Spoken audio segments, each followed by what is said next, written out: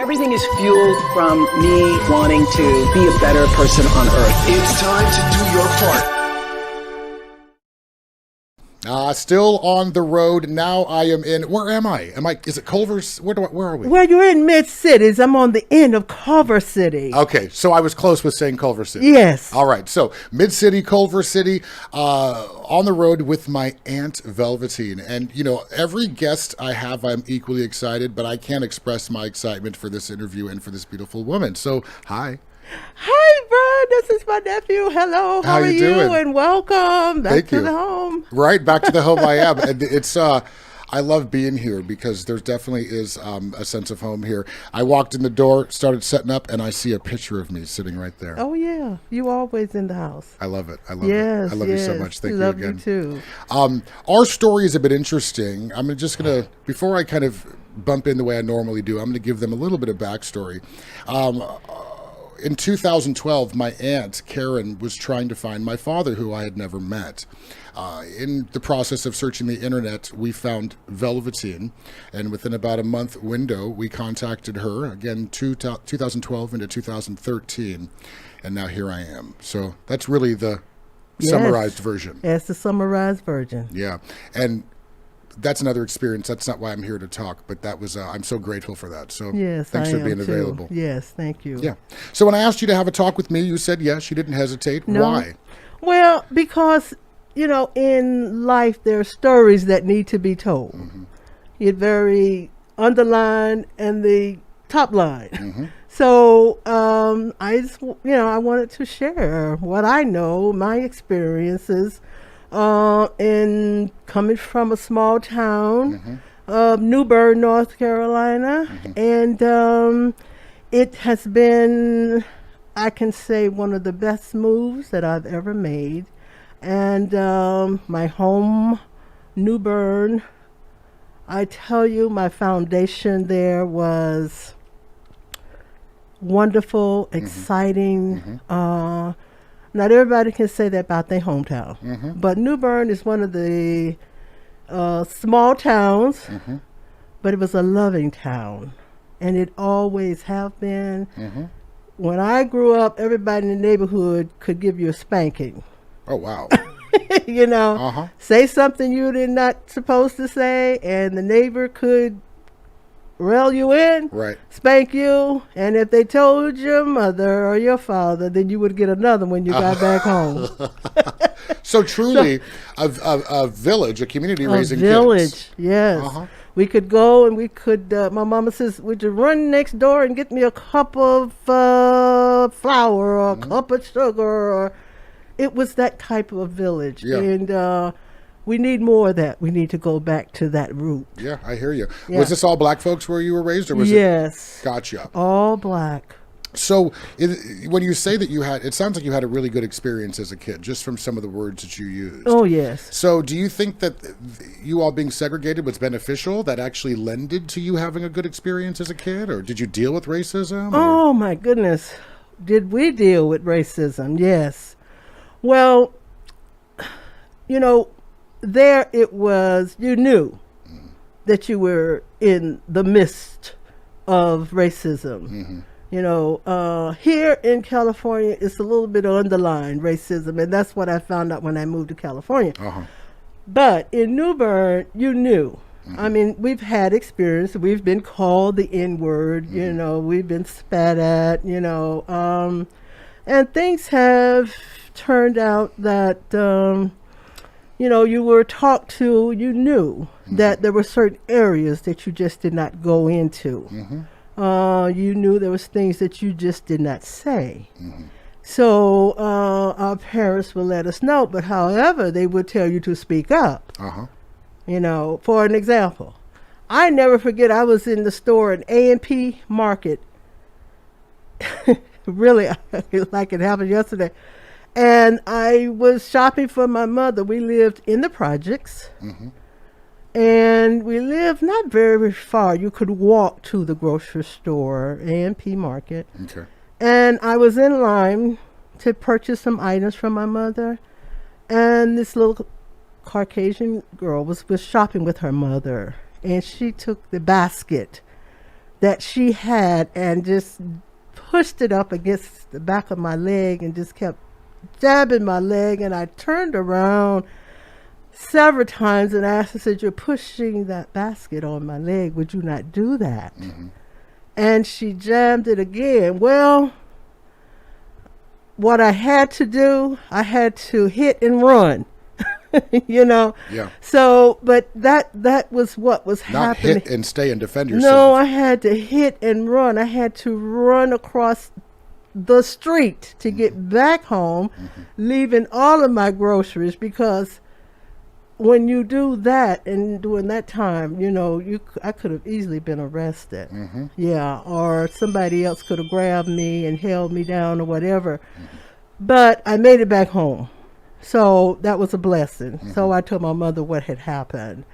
My father, he was a truck driver, so he was on the road a lot. So it was just, you know, really my mother who really sort of raised us all up. And how many of there were you? Oh, it was 6 of us, 5. I had 5 brothers, and I'm the only girl. Oh, my goodness. And yes. They must have tortured you. Oh, they tortured me, but you know what? I hung in there. Yeah. I hung in there. They climb a tree, I climb a tree. You know, but it was. I wouldn't take anything for the upbringing. It has been an eye opener. It helped me to grow. It developed me into the lady that I am today.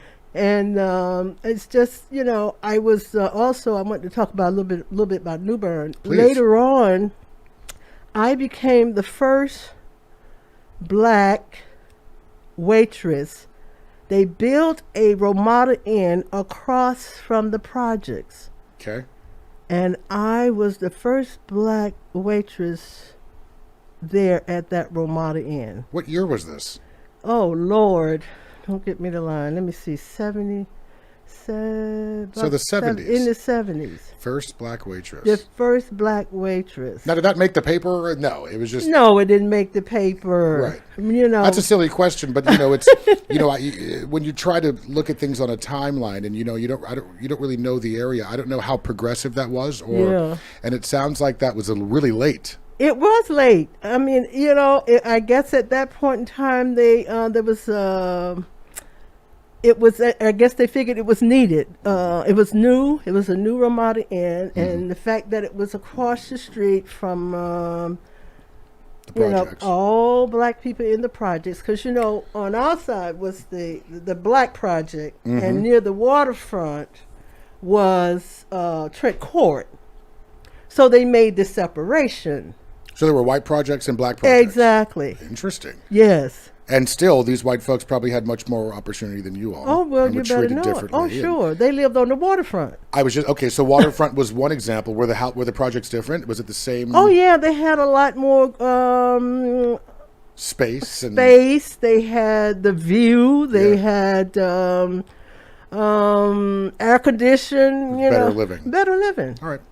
And again, through these conversations, I'm not really trying to search for the inherent racism, but that is one very real example as to the comparison. Yes. Right? Yes. So, all right. So tell me more about New Bern. And I know, like, we had the reunion, and I know when you go back, you all are kind of living legends for this area, right? Yes, yes. Well, what happened is all of my brothers were very active in sports. They were in, you know, football, basketball, you name it, every kind of sports they were involved in.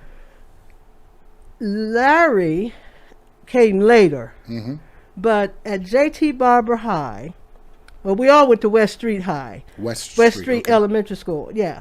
And then from there we went to J.T. Barber High. Okay. Yeah. Then from there, I think his last year he went to New Bern High School. But he always had the sports. Allen was exceptional basketball player. Vincent played tennis. And also Robert played a lot of tennis. But Allen was the one who really stood out among them. Now, Vincent played basketball, Albert played basketball, but it was something about Allen and his basketball skills that really kind of put everybody over the top. But all my brothers were very well known in the sports world there. And then the kicker was when I attend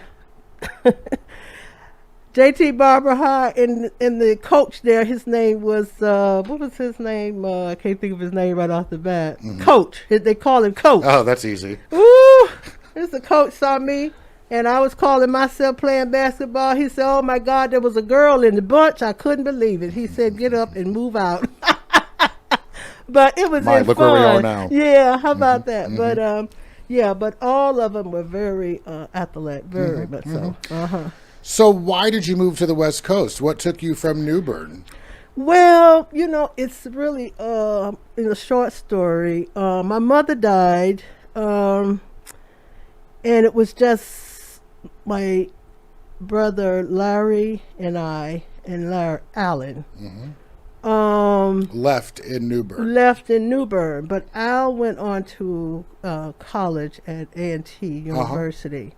And then it left Larry and I, and Vincent, and then he would come back. Vincent was a conscientious objector because my brother Albert was in the military, and he said to him, if you can go and you can stand to pull the time, do it, because it was during the Vietnam War. You go. And so Vincent wasn't at the home, but we would ride, my mother and I would take trips and go see him in Richmond, Virginia. Well, Robert, the oldest brother, who now deceased, he was always a professional student. And when my mother passed, with all of that happening, everybody gone but Larry and I, he came and he says, you cannot stay here. You will need to leave, so I'm going to put you in college and Larry in a program in Durham. Well, I thought that was the worst thing in the world. Oh, but it's not. That's a golden ticket. Oh, let me tell you something. At the moment, Yeah. right, it just hit my heart because I was like, I dare you come and uproot me from where I was born. But he assumed the role of the patriarch, He right? yes, Yeah. exactly what he did. Well, let me tell you something. I told him if I'd have told him 1,000 times that how much I appreciate the fact that he saw the vision to come and remove us from North Carolina. Now, take nothing from New Bern. Loved it. Was our foundation. But Robert came. He took me, put me in a small little college called Kittrell College. Kittrell in Henderson, North Carolina. Vincent got out, and he put him in Kittrell. We were at Kittrell, North Carolina, little back street. Nice college. Great foundation of a college to start with. From there, my brother Robert was he had a radio station in Durham, North Carolina, the first black radio station. Wow. So he knew a lot of people in the community. And when we finished at Kittrell, I had no idea that he had talked with someone at North Carolina Central University to have us transfer there to North Carolina Central University. I was terrified because I'm saying to myself, I don't think I'm good enough to go into such a large college, you know. And pretty much during that time, it was an all-black college. Well, I got there, and I was terrified. And what happened is, the people that I had met said, well, I tell you one thing you don't want to do. You do not want to go to summer school and get involved with this one particular teacher. Her name was Mary Bohannon. Let me tell you something. It was the best teacher that I had ever had because I was sort of a recluse. I didn't speak up. I didn't talk. She had me during the summer session thanks to Robert speaking French over the radio, because he would wake up speaking French to her and she loved it. But anyway, she was one of the best teachers, and she taught me how to speak and open your mouth. She said to me, open your mouth, whether it's wrong or right, and speak up, and always have eye contact. That was a lesson for me. Yeah. Let me get this right. So you everybody said stay away from her because she's scary. Yeah. And she changed your life. She changed my life as far as making me being able to speak. Yeah. And Confident. engage, because we, for example, we had a young lady in our class who stuttered. Now, this was profound for me. When she asked this young lady, she says, you tell me, how do you pronounce C-H-U-R-C-H? When that young lady said church, she says, don't you ever study in my class another day. And that she never studied. And that right there was a profound moment for me.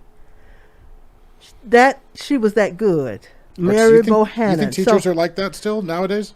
I don't think so. You may find a few here and there, But I thank Robert for seeing the vision to come to Newburgh and to pick us up, to take us to college. Begrudgingly. Yeah, Yanked you out of there. Yeah, but I tell you, I thank him. Whenever I would see him, I said, I cannot thank you enough. I was going to ask you, how did you thank him? And just by letting him know? Just letting him know and hugging on him. And he always had a great introduction to life. I mean, I wonder why he felt compelled or obligated to do that. I think a lot of siblings can be competitive, and it's like figured out on your own, but he had a different vision for you guys. But he was before his time. Yeah. He really was before his time, because Robert, like I say, he was an educator. He saw what we were up against. He knew that we had to do better, So having done that and getting back to you asking me how did I get to California was this. I had been accepted. I finished at North Carolina Central University, and I had been accepted to work on my master's at Atlantic University. So I moved to Atlanta and worked there for a few minutes. And my boyfriend then, my husband now, hey, Uncle Jimmy, Jimmy, it's back there, asked me, he said, well, do you want to go to California? I said, California? I'm saying, like, that's too far. But that mentality coming from the South, you don't ever think you can reach that far. Right. Literally. So I got to thinking, and I said to myself, self, you don't have no responsibility. You don't have any children. Why not go and visit? And at the time, he had a nephew here. And his brother also lived in San Diego, Jimmy's brother. And they invited me. It came out. It was wonderful. And let me tell you, it has been nothing but a plus for me to come to California.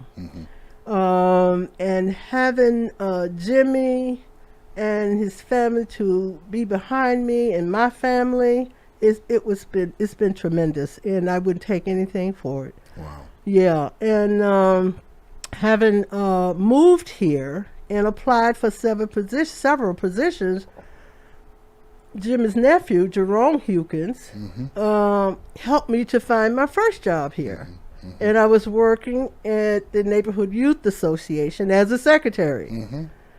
And there, I met this deaf young lady. Her name was Ellen Sogolo. And no one requested an interpreter for her. And she would always come to me. She said they would have unit meetings and et cetera. She would say, well, what are they talking about? Yeah. And I would sit with her and talk with her and tell her what happened. And she said to me, She taught me a few, sign language words and things. And Brian, I'm telling you, she said to me, you need to go and you need to learn sign language because we need you. We need more of you. And she was a Caucasian young lady. It's heartbreaking. Yes. We need you. Yes. Not all them. Yeah. Your energy, your nurturing spirit. Yeah. She said, we need you. And sure enough, I'm telling you, I went to El Camino College. I investigated. El Camino College has one of the best sign language programs if you can get into. I went with the intent of becoming an interpreter, a platform interpreter. Like the ones you see on TV? Like you see on TV. Uh-huh. But then the program was for 2 years. Well, I didn't finish my 2 years, and you know why? There was another young lady, Caucasian, said to me, there's a job opening at the Greater LA Council on Deafness. You need to go and apply.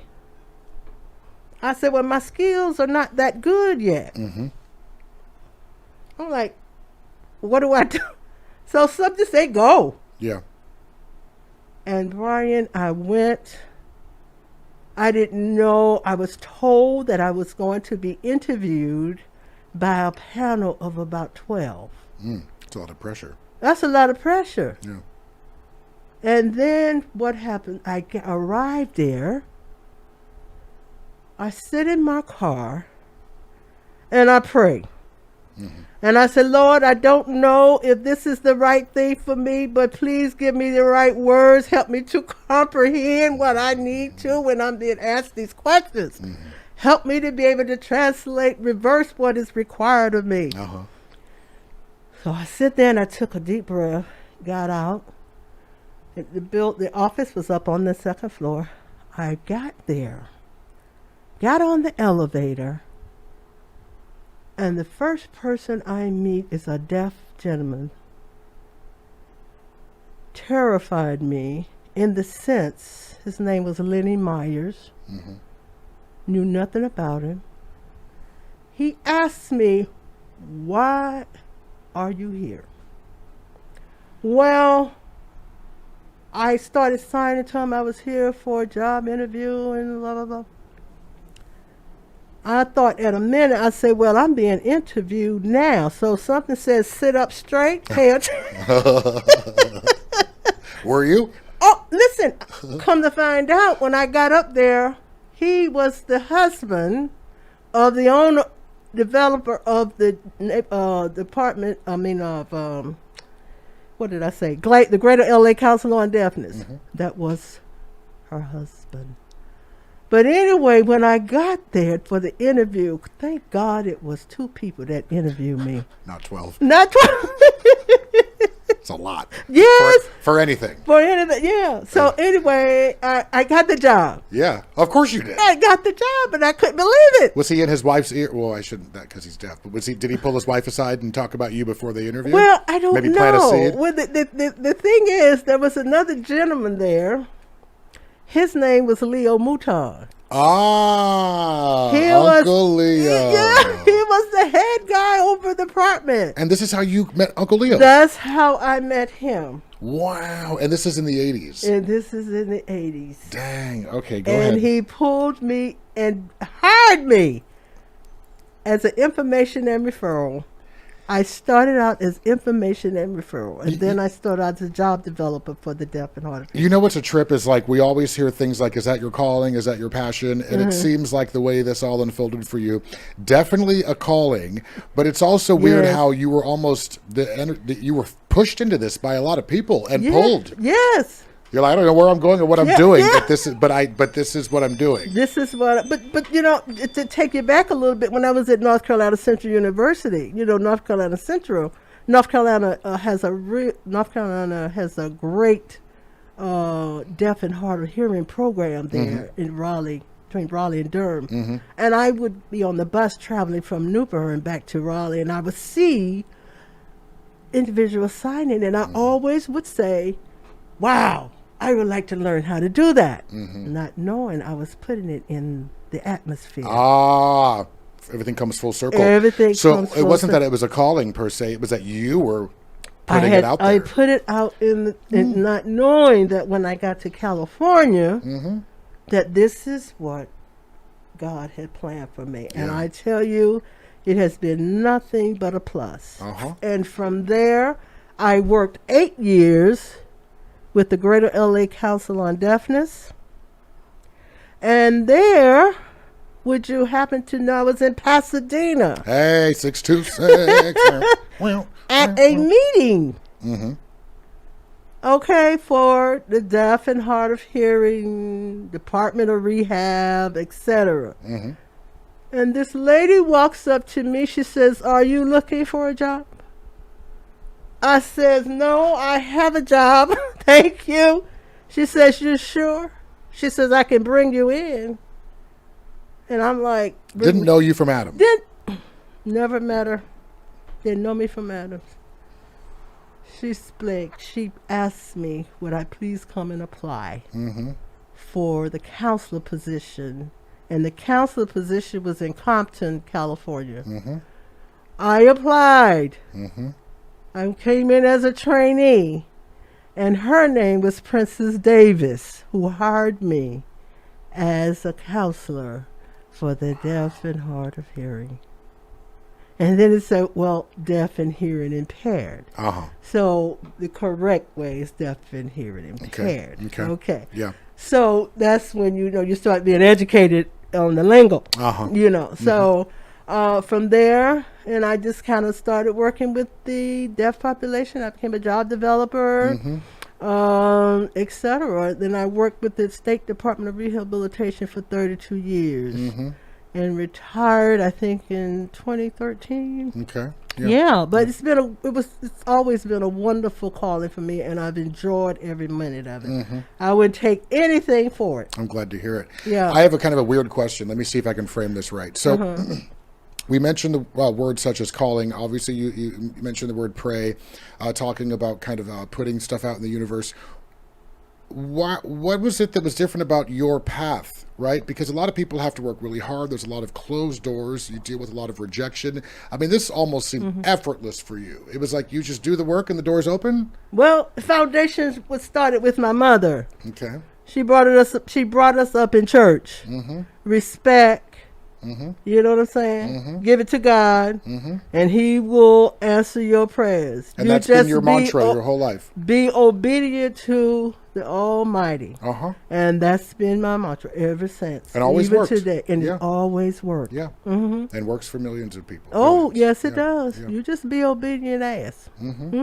Yeah, and I'm grateful. Yeah. Yeah. The other day I got a call from a friend, asked me would I assist at LA Trade Tech to help someone in sign language. I said, I would love to, but I'm retired now. You can't. You're too young. You can't really retire.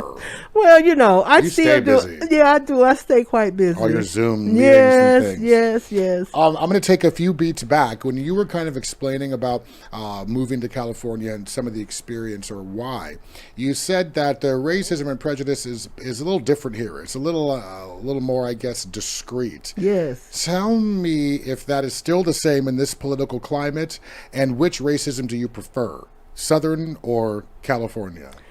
Well, If you Southern will, because for lack of better words. Yeah, Southern because they were.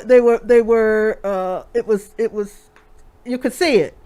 It was there. It was there. It wasn't hidden. It wasn't hidden. Yeah. You know what I'm saying? And that's that. There's some integrity in there. Exactly. And here is hidden racism. But you have to be intelligent enough to know that when it comes that you know what you need to say and how you handle it. Okay. I'm California native, so I get it. Yes, you know what I'm I saying. get it. Yeah, and it all depends on your community. who you are involved in and who you're around. You know, yeah. I like that you said that, because I think that who you associate with, where you place yourself, and again, perception it's key to at least sanity and making sure that you're happy. Right? Exactly. Exactly. So let's talk a bit about racism then and now in general, state of the nation. Let's move into that a little bit. Okay. Did you ever think that is racism different now, and did you ever think that we'd see it as it is now? Well, it was supposed to get better, right? My understanding, I would have thought it would have gotten better. But in today's time, it's gotten worse. Okay. But I think out of this, more Caucasian are a little bit more saying to themselves, wow, I've heard of it, but I didn't believe it. So I think now the vision is there. They hear it. They know what's going on. And you can see, and I think they see a lot more than they ever thought. Now, I never thought in my wildest dreams in today's time that it would be as bad as it is today. Never in your wildest dreams? Never in my wildest dream, because of the climate that we're in. I really thought we would do a little better in caring for one another. Because, the Bible tells you, love one another as I have loved you. But not everybody believes in the Bible. Everybody don't believe. Well, a lot of people that you're referring to do believe in the Bible and still have this perspective and view and way of life. Yes, that's true. That is so true. Which, to me, out of all of the double standards, out of all the hypocrisies that we've ever witnessed, to me, that is the biggest. Yes. Is these people that hold a Bible in one hand but point and shame others. Exactly. It's unbelievable. It really is. It really is. So you never thought you'd see it this bad? I never thought I'd see it this bad, but then you have an individual who's teaching more racism. I don't address the name. Negative energy, darkness, I don't let it enter into my space. You just grabbed this. What is this? Janami. This is, I fear no man but God. This is the only jewelry you will ever see me wear. Yes. As long as I've known you. Yes. Yeah. Okay, sorry, go on. Yeah, no, it's okay. Thank you. Yeah, but anyway, I just know that there are people fueling and teaching and instructing. Yes, and it's getting worse. I've never, for me, I just turned 69. Happy birthday. I thank you. I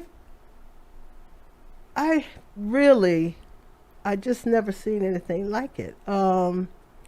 We voted when we were, come to that point in life that we could vote. And we voted, it's always been Caucasian males that we voted for. In office, yeah. In office. Yeah. You know what I'm saying? But now it's gotten to be so ugly to the point, you start listening to the proposition, you start listening to the reasons why, and the hows and the whens and the, why you need to vote, why, that you need to address certain issues. And then you have individuals who just downplay certain things that teaches people that, it's okay. And it's not. Right. You know what I'm saying? And I think we as a nation need to, and as a people, we need to come out of the media, some of it, because it teaches racism. You don't know what's true. You don't know, And it's not complicated. The teachings are not complicated. No. Yeah. Yeah. So you just have to sit back and you just have to kind of think for yourself and ask God to direct your path. I like that. Yeah, because, for me and in my house, like Jimmy and I, there's not a morning that we do not gather to pray and give thanks for all that God has done for us, because we know we have not come this way by ourselves. So you have to have a foundation of where you are and what you believe in, and try to live as peaceful for and around your community and for your loved ones. Because if you didn't pray and if you did not have some kind of foundation yourself, I don't know where people would be. You got to have some kind of foundation, and it starts with prayer and believing. I do believe.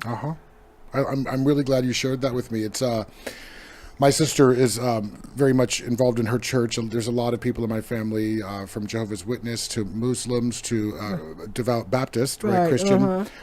My mother was kind of all over the board, but for me, it's really kind of similar. As I speak out loud what I want. I'm always in a space of gratitude. Right. You know, I try to make sure that I am genuine and authentic and real with everybody, because it's all about love. It is. Yeah. It's all about love. And what is so hard about love? Right? It's a lot easier than hating. Isn't it? And it feels a lot better.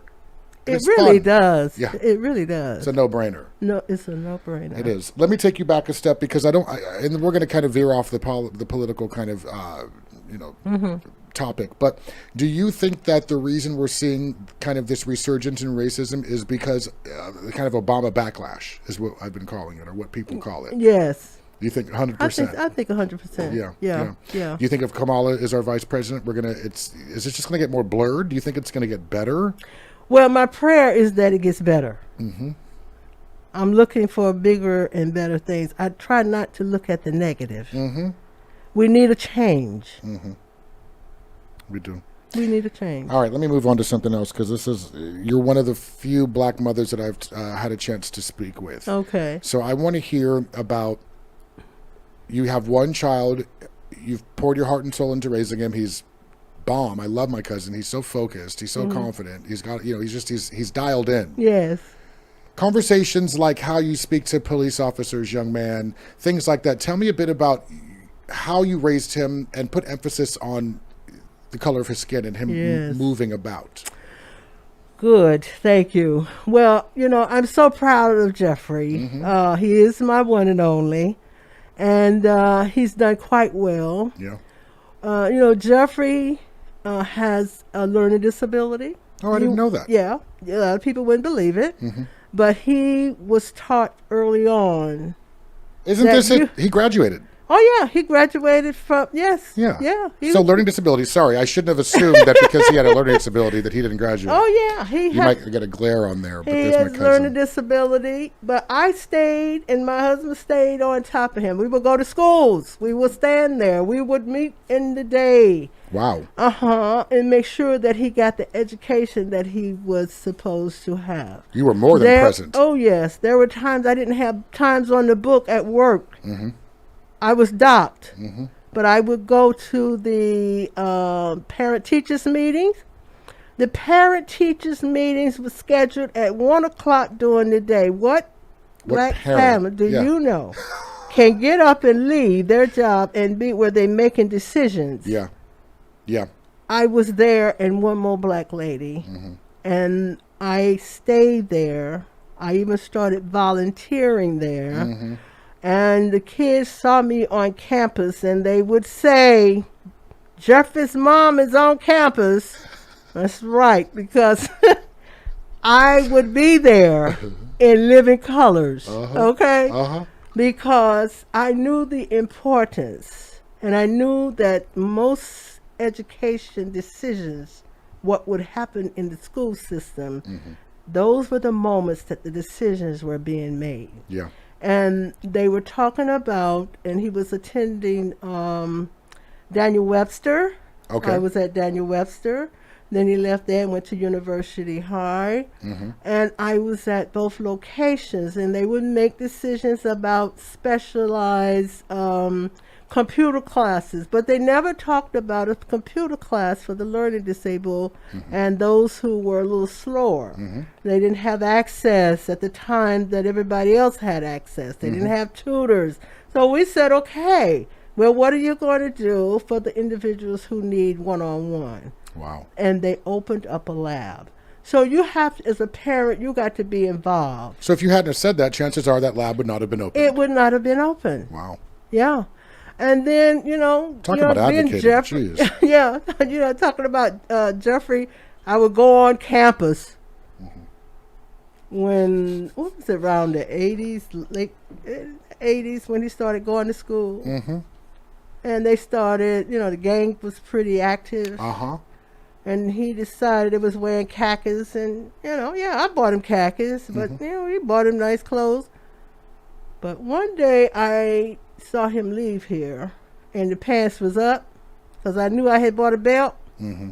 I got on campus, and the pants was below here. I told him if I ever caught the pants down below in front of all his friends, I'm going to take the belt off, and I'm going to beat you here on campus. I never saw it again.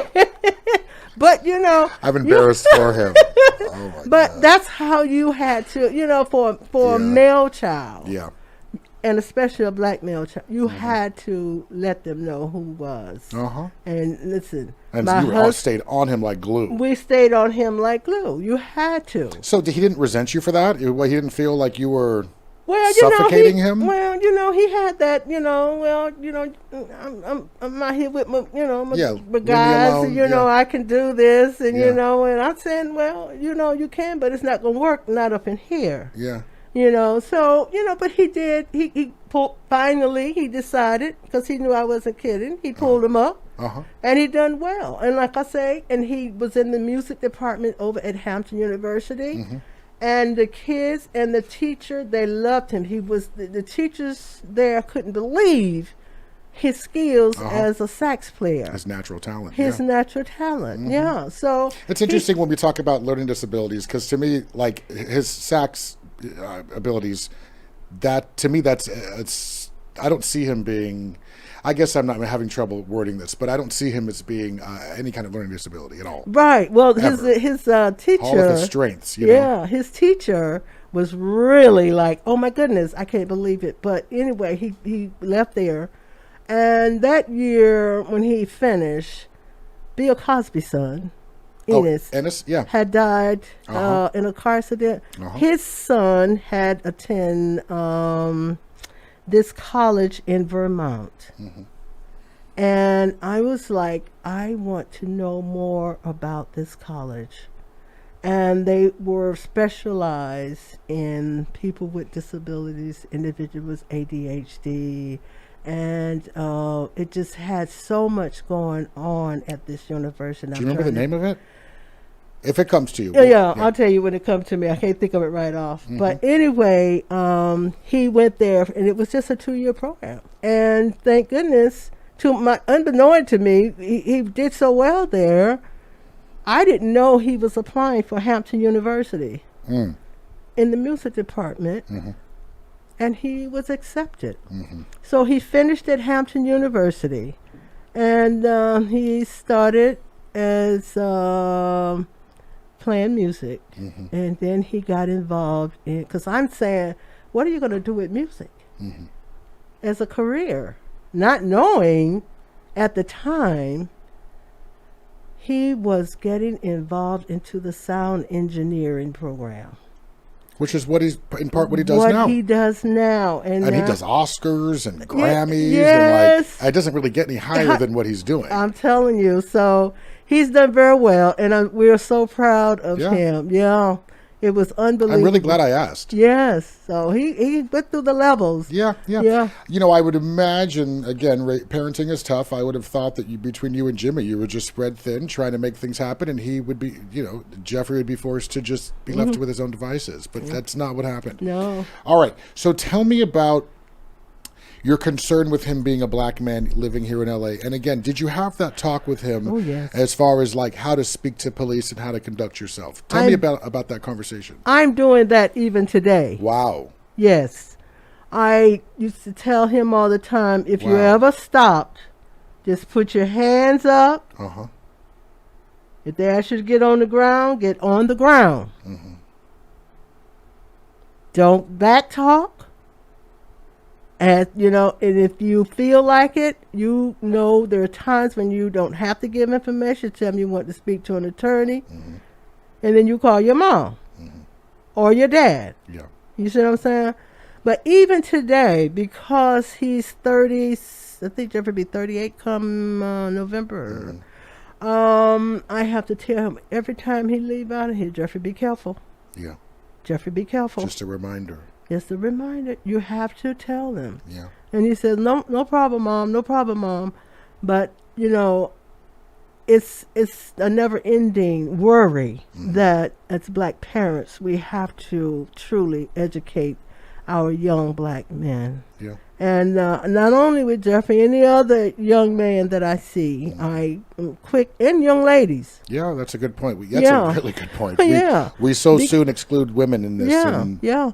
You be careful. They're just as exposed. Yeah, and watch your environment. Yeah. Because, I mean, just because you're not doing anything, your environment, someone there around you can be causing other problems that bring attention. Yeah, now you sound like my mom. To an officer. So just, don't be quick to move. Yeah.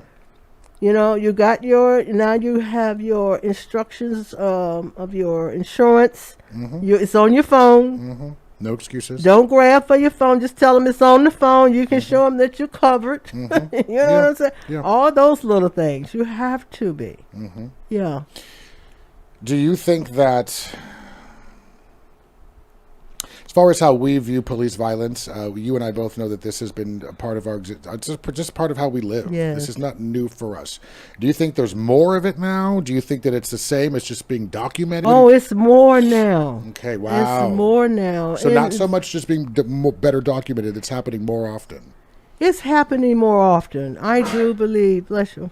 It is happening more. You see more, and because of the phone and people can record now, it is more pronounced. More. So it's both. It's both. Yes. Okay. Yeah. I had to ask because again, it's all about perspective. You do live in Los Angeles. Yes. Right? And so and I agree with you. I think that lately, even for me, the energy is so different when you're out and about. I've had some instances and run-ins with some people who were visibly racist, and that's all kind of newness. Yeah. I thought for me, my racism in my teens, I had dealt with some of it growing up as a kid. I dealt with a lot of it, but once I moved out of my hometown and moved to Southern California, I thought that I was done. Yeah. Excuse me, I just had a little sneeze there. I'm working through that. So let's talk a bit about kids, the future. You don't have any grandkids yet; they're on their way. Yeah. But are you fearful for the kids? Do you have? Are you optimistic about what the future is going to hold for the kids in the future?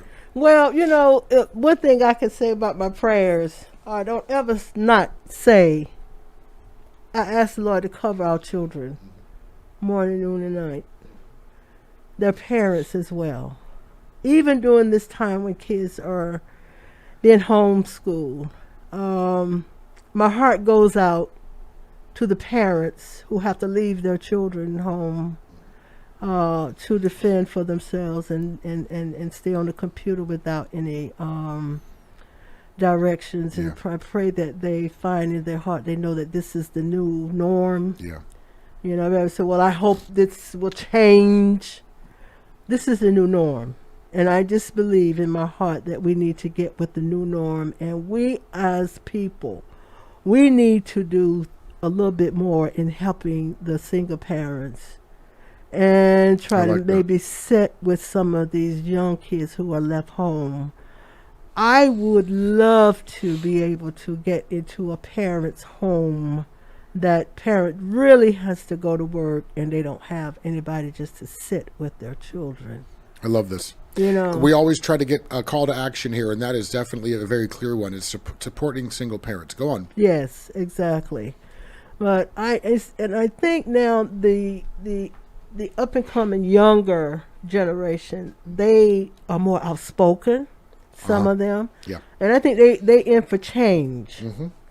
And I look at and I think about what John Lewis said, get into good trouble. I like that, yeah. Yeah, you got to get into some good trouble. Yeah. How easily put, simply put. Yeah, we got to. Yeah. Because there's a whole need now. There's a new need of living. And we got to go back to where we were, where at some point where we just got to help one another and not be so caught up in our own little cocoon or our environment. Yeah. We got to get into some good trouble. So I know I don't stand alone, but if there's anybody that we can help, and I do ask the good Lord if there's anything in the course of the day that we can say or do to help someone along this journey, show us, give us strength, give us wisdom to do so. So, and there's a need. But then you have parents who are a little afraid to just let somebody in their house. I don't know you. Yeah. Well, get to know me. Get to know him. Get to know us. And we're all in this together to help one another. Yeah. Yeah.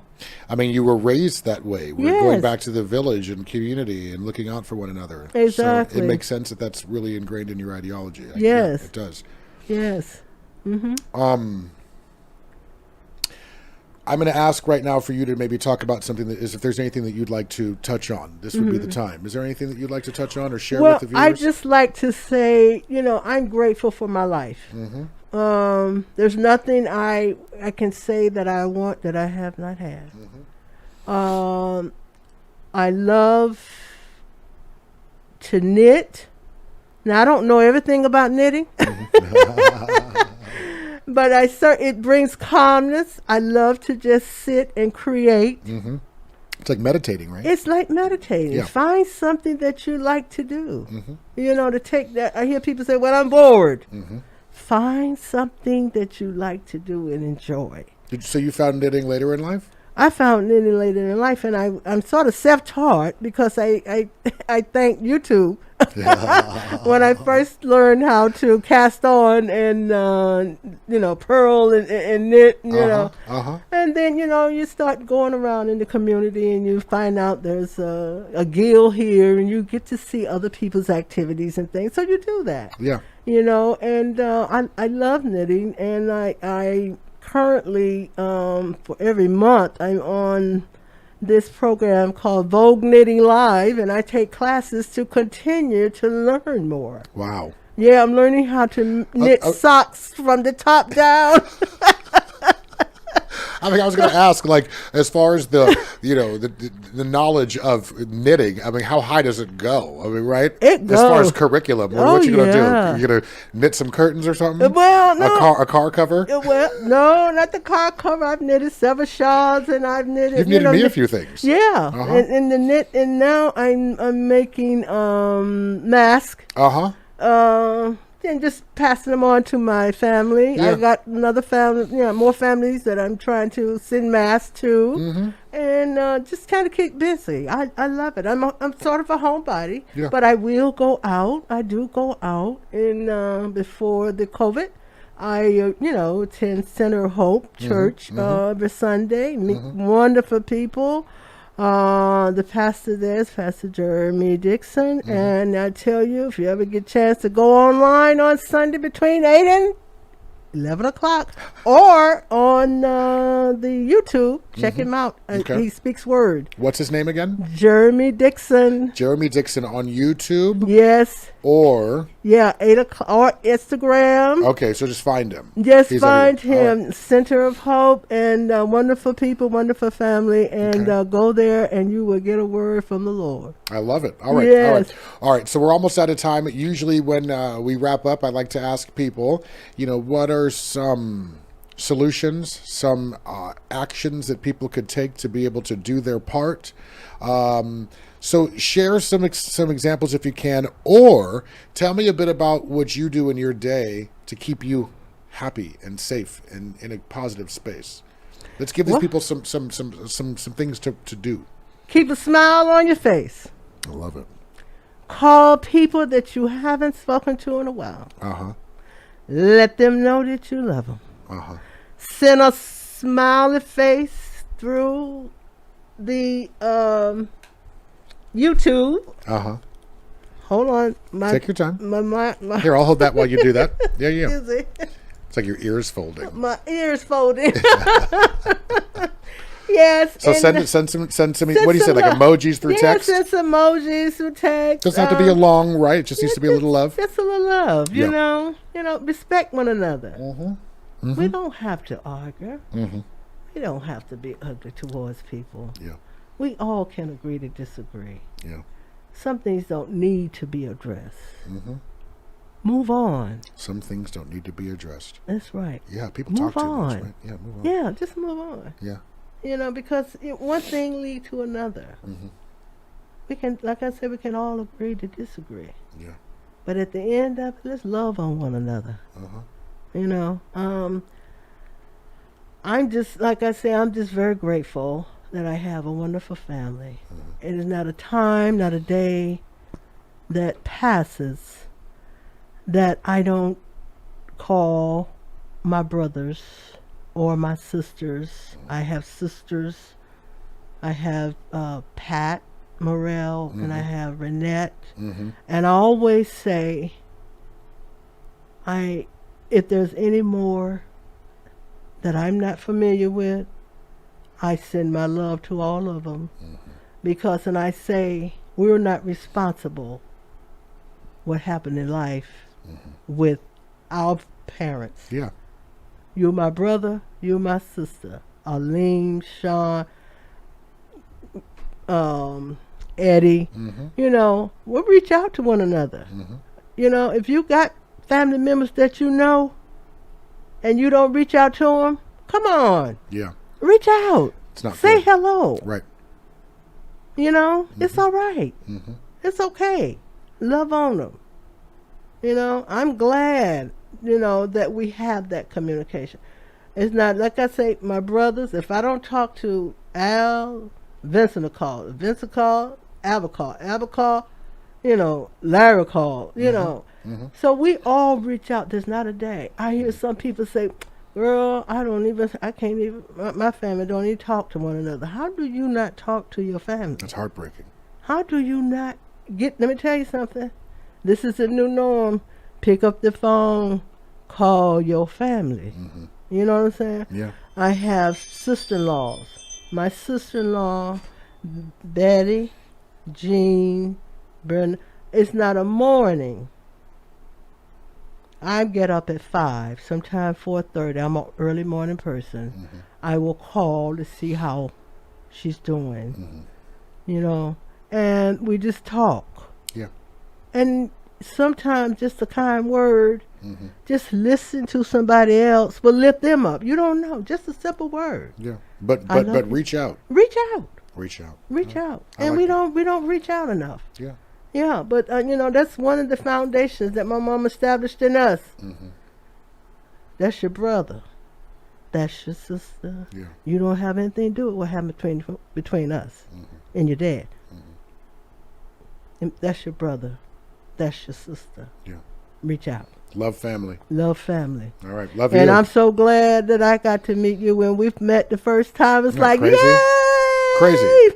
Crazy. But, you know, the cool thing about meeting you, and again, I do think that there is, you know, the lineage speaks a lot, but Yeah. it was love from at first sight when I met you. I remember walking right down the hallway. Yes, right. Yeah. Yeah. And All I right. thank your auntie, because it's so strange because ancestry, Mhm. which should be family tree.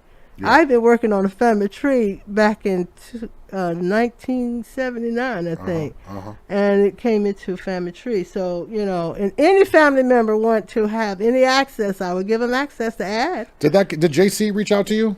Yes, he did. But I Okay. told him to send me information, and I was going to forward him Yeah. the information, but he never called me back. And but there's like how many family members are on your side?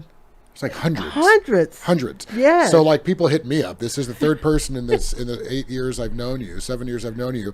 They're like, hey, we're cousins. I'm like, talk to Aunt Tine. Like, yo, I cannot help you. Get in line. Yeah. All right. I'm Yeah. glad we took this time. Yes. Well, thank you so very much. Yeah, I love you. I love you too. All right. And we love you, obviously. Thank you, family. We Yeah. love you. And if we could be of any help, please let me know. Love you. There it is. Love you. That wraps it up for us. Do your part. Have a great day, and we'll see you soon.